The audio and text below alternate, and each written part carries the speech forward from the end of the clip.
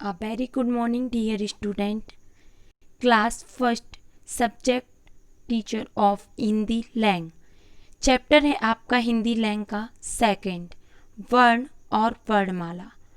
English में बोलते हैं लेटर एंड अल्फ़ाबेट। वर्ण, दो शब्दों से वर्ण किसे कहते हैं जो वर्ण सिंगल होता है, सिर्फ अक्षर को वर्ण कहते हैं।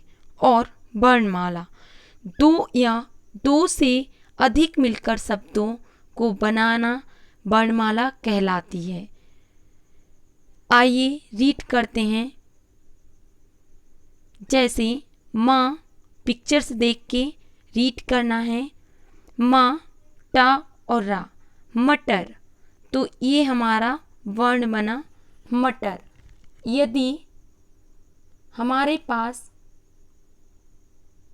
ओनली शब्द है माँ, तो ये हमारा वर्ण क्या है, वर्ण। और दो या दो से अधिक वर्णों को जोड़ने से शब्द बनता है। जैसे माँ और ता, तो ये बना हमारा मत, ये हुआ शब्द। और सिंगल माँ था वर्ण।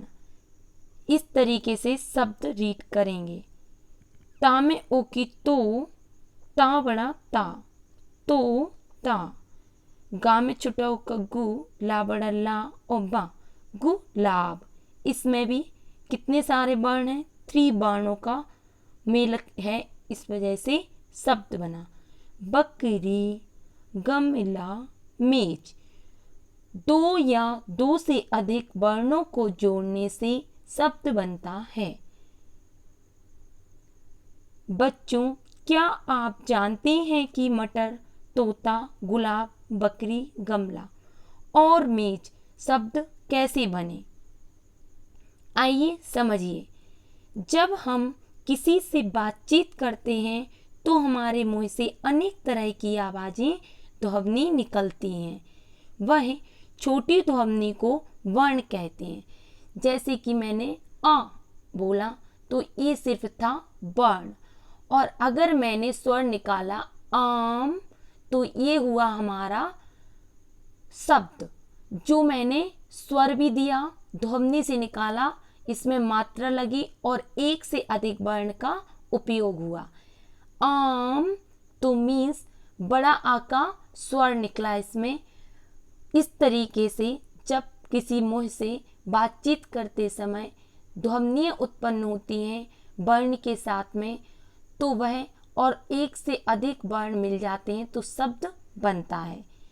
वर्ण की सबसे छोटी ध्वनि या इकाई क्या होती है? सबसे छोटी ध्वनि को वर्ण कहते हैं। वर्णों को जोड़ने से शब्द बनते हैं। प्रत्येक शब्द में कई कई ध्वनियाँ होती हैं। हम देखते हैं, जब हम किसी से बातचीत करते हैं तो हमारे मुंह से निकलती है ना ध्वनियाँ। कभी मुख से, कभी कंठ से, कभी होंठ से, कभी जीभ से। इस तरह से हम अलग अलग अनेक ध्वनियाँ अपने स्वरों में निकालते हैं और फिर शब्द बन जाता है वर्णों को मिलाने से। अब इन शब्दों को पढ़ो और समझो। जैसे आप देख रहे हैं, चित्र है मटर का। किसका चित्र है? मटर। शब्द पूरा है मटर। तोड़ा वर्णों में म प्लस आ प्लस टा प्लस आ प्लस रा प्लस आ।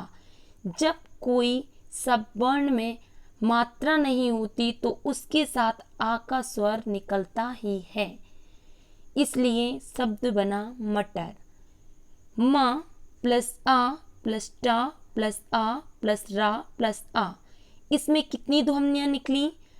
6 ध्वनियाँ निकली, जिससे शब्द बना मटर। अब आते हैं तोता। इसमें मात्रा भी है, स्वर भी है और एक से अधिक वर्णों का उपयोग है। ता प्लस ओ प्लस ता प्लस बड़ा आ, तो ता। तो इसमें 4 ध्वनियाँ निकली। गुलाब का छोटा प्लस ऊ प्लस ला प्लस बड़ा आ प्लस बा प्लस आ, गुलाब, इसमें निकली 6 ध्वनियाँ, 6 फिर निकली।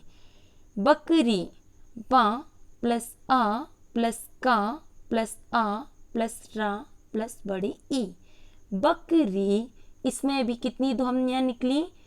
6 ध्वनियाँ। इसके बाद आते हैं गमला, ग प्लस आ प्लस मा प्लस आ प्लस ला प्लस बड़ा आ, गमला, इसमें भी कितनी ध्वनियाँ? 6 ध्वनियाँ। मेज, माँ प्लस ए प्लस जा प्लस आ, जैसे कि मैंने आपको बताया जिस शब्द के आगे मात्रा नहीं होती उसमें आ का स्वर निकलता ही है। इसमें थी हमारी 4 ध्वनियाँ। अब आप समझ गए होंगे कि ये सभी शब्द ध्वनियों के मेल से बने हैं, क्योंकि जब हम किसी वर्ण का उच्चारण कर रहे हैं तो हमारे मुख से, गले से अनेक प्रकार की ध्वनियाँ निकल रही हैं, अलग अलग तरह की। इन ध्वनियों और छोटे टुकड़े नहीं किए जा सकते। जो ध्वनियाँ हमारी निकल रही हैं उनके टुकड़े नहीं किए जा सकते। ये सबसे छोटी ध्वनियाँ हैं। वह छोटी से छोटी ध्वनि जिसके टुकड़े ना हो वर्ण कहलाते हैं। वर्ण जिन्हें इंग्लिश में कहते हैं अल्फाबेट। भाषा वर्णों से बनती है। प्रत्येक भाषा के अनेक वर्ण होते हैं। सभी वर्णों का क्रम से लिखा गया समूह वर्णमाला कहलाता है। हिंदी वर्णमाला के 2 भागों में बांटा गया है। कितने भागों में हिंदी को बांटा गया? स्वर और व्यंजन। स्वर जो आ से आहा तक होते हैं, जो स्वतंत्र रूप से बोले जाने वाले शब्द स्वर कहलाते हैं। व्यंजन जो स्वरों की सहायता से बोले जाते हैं उन्हें व्यंजन कहते हैं। स्वर इंग्लिश में कहते हैं उन्हें वॉवेल्स। जो वर्ण किसी दूसरे वर्ण की सहायता के बिना बोले या लिखे जाएं उन्हें स्वर कहते हैं। हिंदी में 11 स्वर होते हैं जो इस प्रकार हैं: छोटा आ बड़ा आ, छोटी ई बड़ी ई, छोटा ऊ बड़ा ऊ, रे ऋषि का, ए एड़ी का, आई ऐनक का, ओ ओखली का, औ औरत का। इनके अलावा 2 अन्य वर्ण भी होते हैं जिन्हें अयोग्य वाय कहते हैं। स्वर, इनको तो स्वर ही बोलते हैं, पर इनमें अंग और आहा भी होते हैं जिन्हें हम एक दूसरा नाम भी देते हैं अयोग्य बाह्य वर्ण। अब आते हैं व्यंजन जिन्हें इंग्लिश में कहते हैं कॉन्सोनेंट।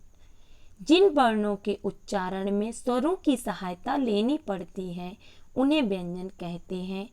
हिंदी वर्णमाला में 35 व्यंजन होते हैं जो इस प्रकार हैं।